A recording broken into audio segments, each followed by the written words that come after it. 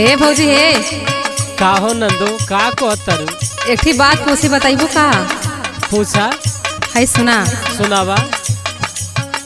हम कितना जगाई नहीं लाता ताफे चुस्की से नहीं पगीलाता भौजी लइका भैया से ना मिलाता भौजी लइका भैया से ना मिलाता भौजी लइका भैया से ना मिलाता भौजी लइका भैया से। ए भौजी का हो? ये तो एकदम अलग बहू है। अरे यह कुल काबू हो।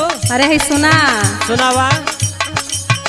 हम कितना जगाई नहीं लाता ताफे चुस्की से नहीं पगीलाता भौजी लइका भैया से ना मिलाता भौजी लइका भैया से ना मिलाता भौजी लइका भैया से ना मिलाता भौजी लइका भैया से।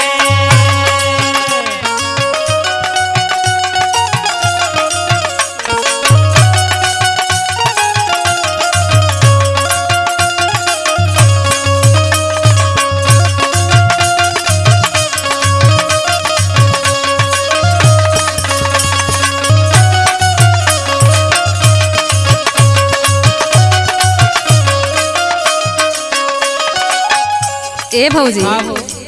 देखा सही सही बतावा। का? सुनावा। ही बधाई की तोहे गरियाई तोहे घरे आए हो तोहे घरे आए तोहे घरे आए हो तोहे घरे आए। ही कावे कैलू है ये बड़की माई ये बड़के माए हो ये बड़के माए ये बड़के माए हो ये बड़के माए।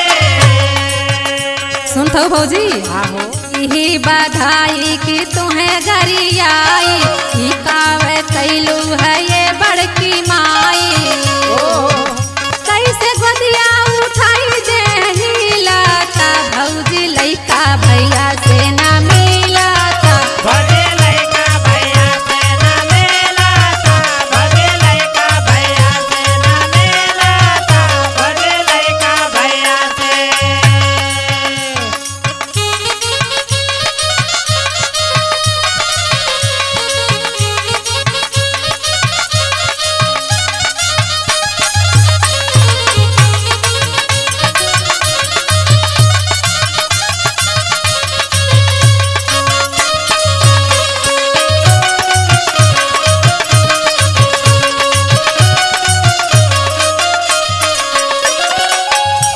ए भौजी का हो? हई इतना सांवर हमार भैयो तना हई हो अरे तो का करबू तू? हई लइकवा कितना सांवर हो गए। अरे ती भगवान का बनावल बात है। हई सुना। सुनावा। भैया गोरहर हमें बाबू बकरिया बाबू बकरिया हो बाबू बकरिया बाबू बकरिया हो बाबू बकरिया। तू खेललू खेल की लागल नजरिया लागल नजरिया हो लागल नजरिया लागल नजरिया हो लागल नजरिया। ज्यादा खेल ना खेला। हई सुना। सुनावा। भैया गोरहर हमें बाबू बकरिया तू खेललू खेल की लागल नजरिया नाही सानी नियन चेहरा खिलाता भौजी लइका भैया से ना मिलाता भौजी लइका भैया से ना मिलाता भौजी लइका भैया से ना मिलाता भौजी लइका भैया से।